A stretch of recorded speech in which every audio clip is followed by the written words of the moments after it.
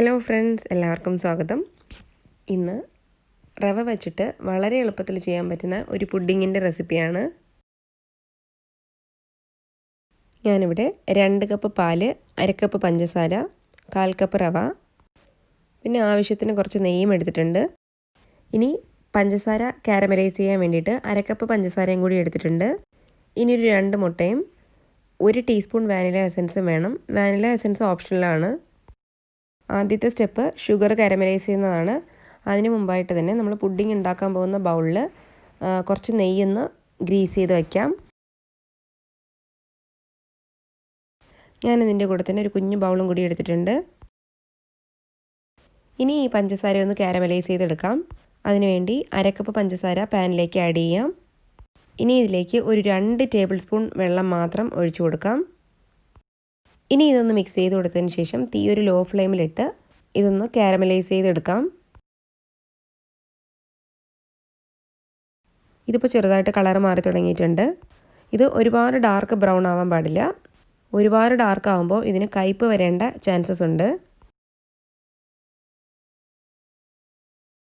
ഇതിപ്പോൾ റെഡി ആയിട്ടുണ്ട്. ഇനി സ്റ്റവ് ഓഫ് ചെയ്തതിന് ശേഷം ഉടൻ തന്നെ നമ്മൾ നെയ്യ് ഗ്രീസ് ചെയ്ത് വെച്ചിട്ടുള്ള ബൗളിലേക്ക് ഇത് ഒഴിച്ചു കൊടുക്കാം. നമ്മൾ പെട്ടെന്ന് ഒഴിച്ചില്ല എന്നുണ്ടെങ്കിൽ ഇത് പെട്ടെന്ന് കയറി അങ്ങ് തിക്കാവും.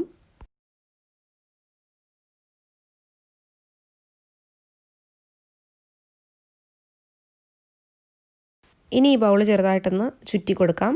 എന്നിട്ട് ഇത് മാറ്റി വയ്ക്കാം. ഇനി അടുത്ത സ്റ്റെപ്പായിട്ട് പുഡിങ് പ്രിപ്പയർ ചെയ്യാൻ വേണ്ടിയിട്ട് നമ്മൾ റവയൊന്ന് കുറുക്കിയെടുക്കണം. അതിനുവേണ്ടി 2 കപ്പ് പാല് ഒരു പാനിലേക്ക് ഒഴിച്ചു കൊടുക്കാം.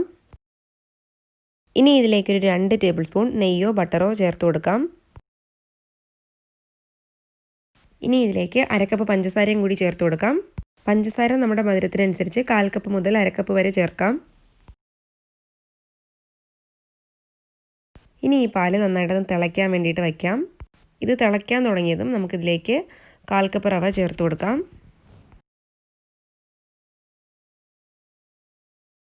ഇനി ഈ റവ കട്ട കെട്ടാതിരിക്കാൻ വേണ്ടിയിട്ട് കൈയെടുക്കാതെ നമുക്ക് സ്പൂൺ വെച്ച് ഇളക്കി കൊടുക്കാം. റവ നന്നായിട്ട് വെന്ത് കുറുകി വരണം.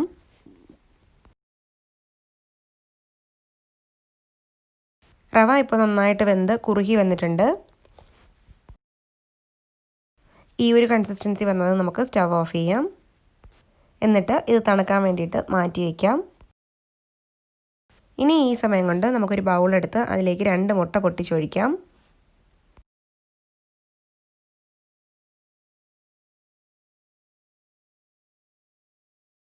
ഇനി ഇതൊരു ഫോർക്കോ സ്പൂണോ വെച്ചിട്ട് നന്നായിട്ടൊന്ന് ബീറ്റ് ചെയ്തെടുക്കാം.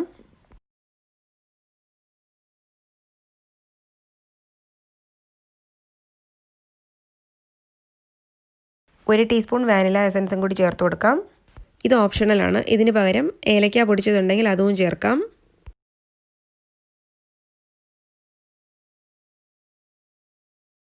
ഇനി ഇത് വീണ്ടും നന്നായിട്ടൊന്ന് മിക്സ് ചെയ്തെടുക്കാം.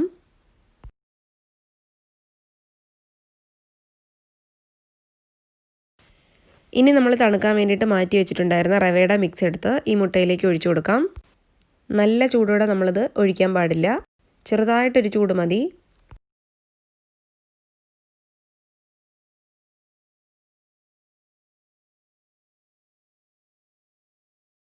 റവയുടെ മിക്സ് ഒഴിച്ചതും നമുക്ക് ഒരു സ്പൂൺ വെച്ചിട്ട് നന്നായിട്ടൊന്ന് മിക്സ് ചെയ്ത് കൊടുക്കാം. ഇപ്പോൾ ഈ മുട്ടയും റവയൊക്കെ നന്നായിട്ട് മിക്സായി വന്നിട്ടുണ്ട്. ഇനി ഇത് നമ്മൾ കാരമൽ സിറപ്പ് ഒഴിച്ച് വെച്ചിട്ടുണ്ടായിരുന്ന ബൗളിലേക്ക് ഒഴിച്ചു കൊടുക്കാം.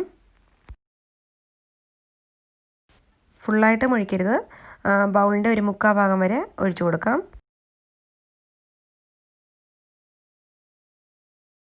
ബാക്കി ഉണ്ടായിരുന്നത് ഞാനൊരു കുഞ്ഞു ബൗളിലേക്കും കൂടി ഒഴിച്ചു കൊടുക്കാൻ പോവുകയാണ്.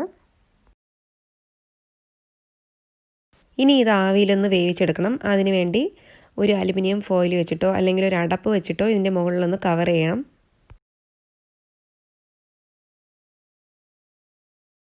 ഇനി ഇതൊരു 25 മിനിറ്റ് മുതൽ 35 മിനിറ്റ് വരെ അല്ലെങ്കിൽ നന്നായിട്ട് കുക്കാവുന്നവരെ ലോ ഫ്ലെയിമിൽ വെച്ചിട്ട് സ്റ്റീം ചെയ്തെടുക്കാം. ഇനി ഇത് ഓപ്പൺ ചെയ്ത് കുക്കായിട്ടുണ്ടോ എന്ന് നോക്കാം. ഞാനൊരു ഫോർക്ക് വെച്ചിട്ട് കുത്തി നോക്കിയപ്പോൾ നല്ല ക്ലീൻ ആയിട്ട് തന്നെ വന്നിട്ടുണ്ട്. നന്നായിട്ട് കുക്കായിട്ടുണ്ട്. ഇനി സ്റ്റവ് ഓഫ് ചെയ്തതിന് ശേഷം ഇതൊരു പ്ലേറ്റിലേക്ക് ട്രാൻസ്ഫർ ചെയ്യാം.